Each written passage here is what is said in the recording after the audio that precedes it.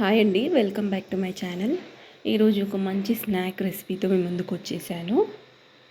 చూసారు కదా, అటుకులతో మిక్స్చర్. నేను ఇక్కడ సన్న అటుకులు వాడానండి. అటుకుల్లో 3 టైప్స్ ఉంటాయి: సన్న అటుకులు, మీడియం అటుకులు, లావు అటుకులు.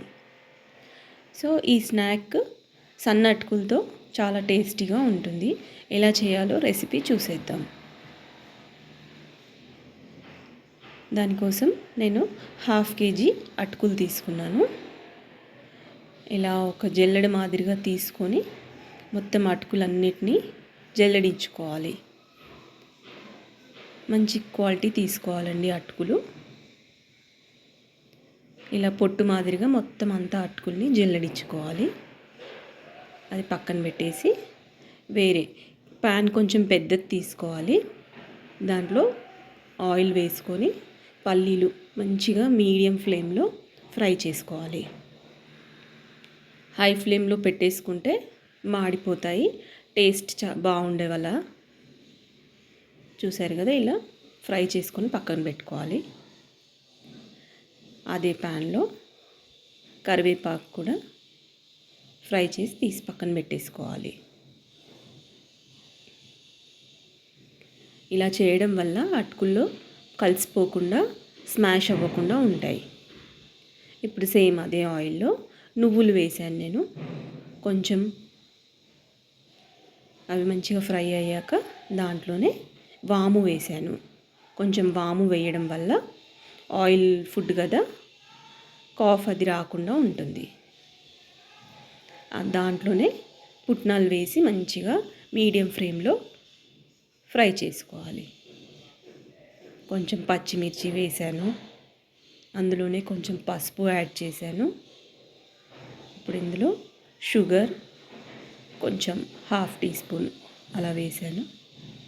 సరిపోను సాల్ట్ వేసాను. లెమన్ సాల్ట్ కూడా అందులోనే వేసాను.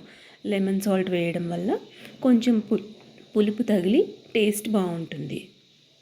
ఇదంతా వేసిన తర్వాత ఒకసారి కలిపేసి ఫ్లేమ్ ఆఫ్ చేసి పక్కన పెట్టేసుకోవాలి. ఈ ప్యాన్ని వేరొక చిన్న గిన్నె మాదిరిగా అల్యూమినియం పాత్ర అయితే ది బెస్ట్ ఈ అటుకులు చేయడానికి.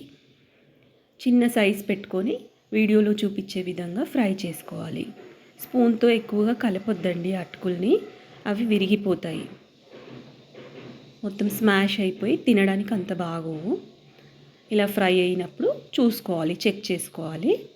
చెక్ చేసుకొని ఫ్రై అయిన తర్వాత, క్రిస్పీగా అయిన తర్వాత ముందుగా వేయించి పెట్టుకున్న ప్యాన్లో వేసేసుకోవాలి. అలా బ్యాచ్ వైస్గా మొత్తం అటుకుల్ని అలాగే ఫ్రై చేసుకోవాలి. స్పూన్ ఎక్కువగా కలపొద్దండి, స్పూన్తో పెట్టేసి కర్రీ మాదిరిగా. చూడండి, అలా చెక్ చేసుకుంటూ బ్యాచ్ వైజ్గా మొత్తం అటుకుల్ని ఫ్రై చేసేసుకోవాలి. చూడండి, ఇక్కడ మొత్తం అటుకుల్ని ఫ్రై చేసేసి వేరే స్పూన్ మట్టుకు ఏది పెట్టొద్దండి, అటుకులు విరిగిపోతాయి.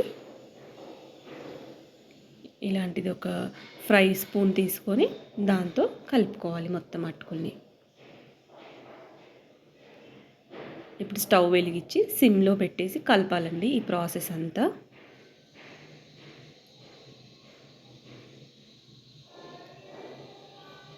చూడండి, మంచిగా క్రిస్పీగా అవుతున్నాయి. మెల్లిమెల్లిగా కలపాలి ఆ స్పూన్తో.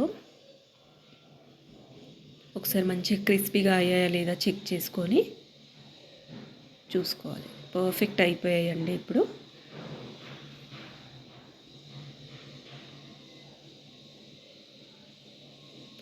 సాల్ట్, కారం చెక్ చేసుకొని అడ్జస్ట్ చేసేసుకోవాలి ఈ స్టేజ్లో.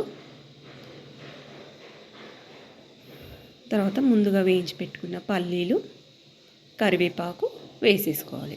ఇలా వేయడం వల్ల పైకి మంచిగా తినడానికి బాగుంటుంది. ముందుగా వేసేసి కలిపేస్తే మొత్తం స్మాష్ అయిపోతాయి.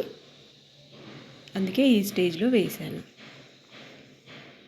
అంతే అండి, పర్ఫెక్ట్ అటుకులు స్నాక్స్ రెడీ అయిపోయాయి. ఇవి జర్నీకి అయితే చాలా సూపర్ స్నాక్.